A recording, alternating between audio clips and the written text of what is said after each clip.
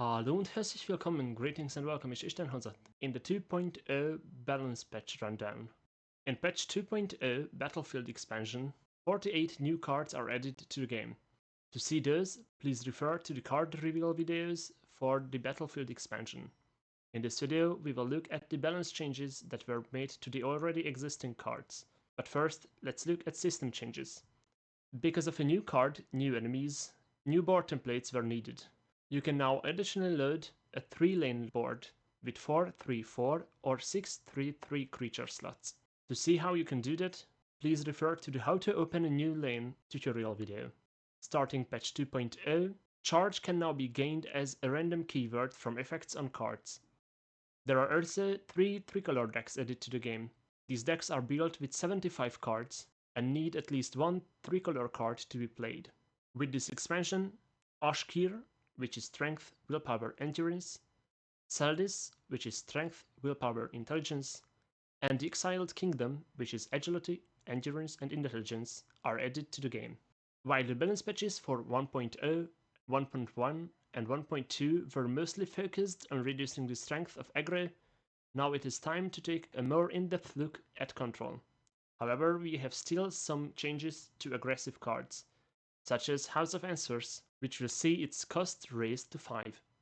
This will not kill the card, neither the deck, but it will make it a bit slower to play this on curve. With the new cards, there are also a few low-cost willpower cards added to the game, which would make the strongest House of Answers deck, Crusader, much better.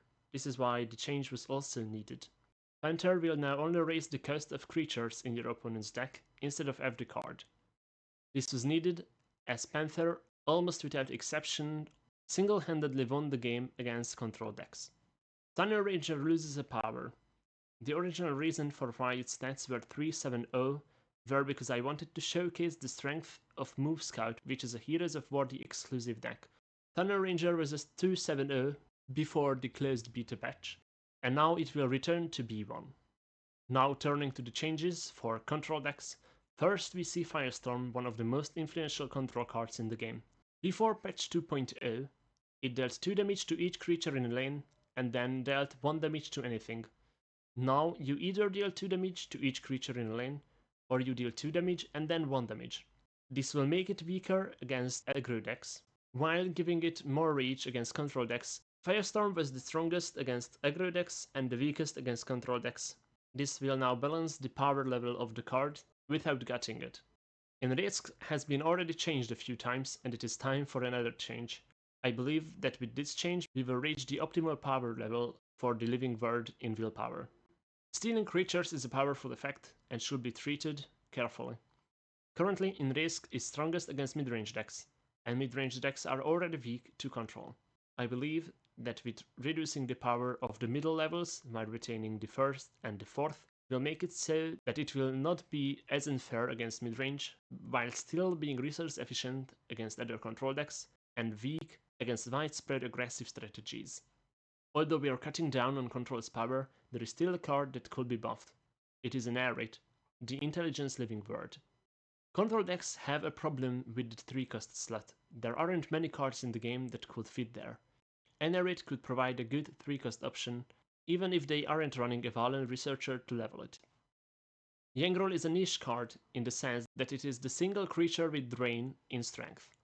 This keyword isn't meant to be a red one, and because of that, I was monitoring this card closely since its conception. Usually, you equip a Battle Axe on it, which turns into a 4-cost +3/+3 on Yangrel, making Yangrel a 9/9. I believe that with changing the ongoing effect from when he equips an item, give it -1 +3/+0 to giving it -1 +2/+0 will make it easier for aggro attacks to shut down, while still letting it retain the comeback potential of the Drain keyword and the synergy with items. Error is a perfect example of a card having too many effects. Its change from drawing 2 random actions from your discard pile to only drawing 1 should make it a bit more fair in control mirrors. Karen has been a creature that was sitting for too long in players' hands. Without a good creature to arrive in your discard pile, you didn't really want to play Karen, at which point it was just a dead draw in your hand. With giving it a new summon effect at the cost of the unused rally keyword, now it will be able to put a card from your deck into your discard pile, giving it a good target for the last gasp.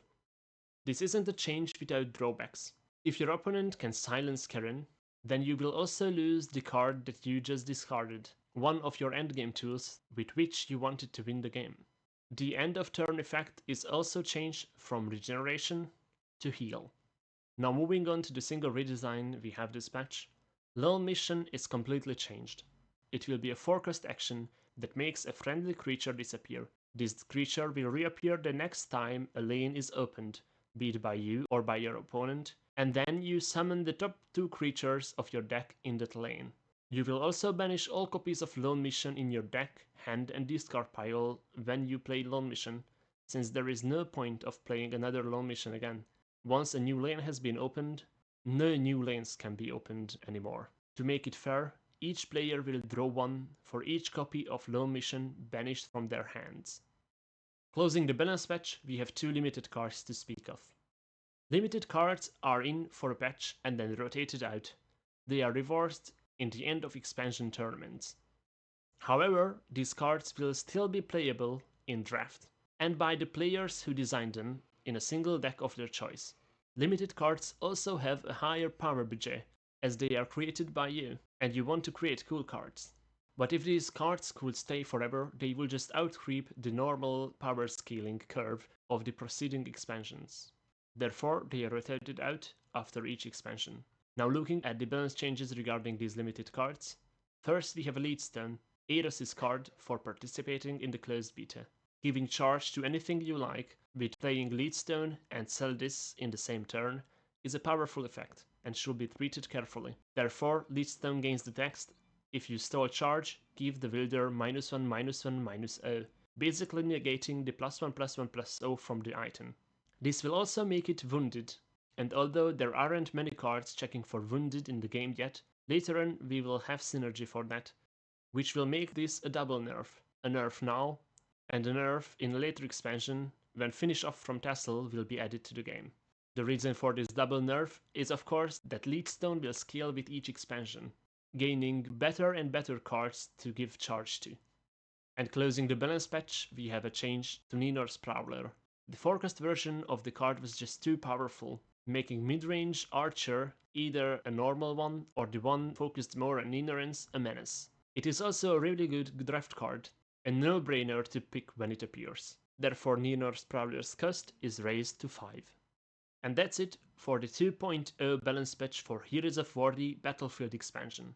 The expansion is out on July 1st. I welcome you all to play. If you want to join, head to our Discord server to find players, or if you're still undecided, go and watch some of the videos I made on it. Maybe you will find a deck that you want to try out. And until the next time, Servus und Farewell. Isten Ovian.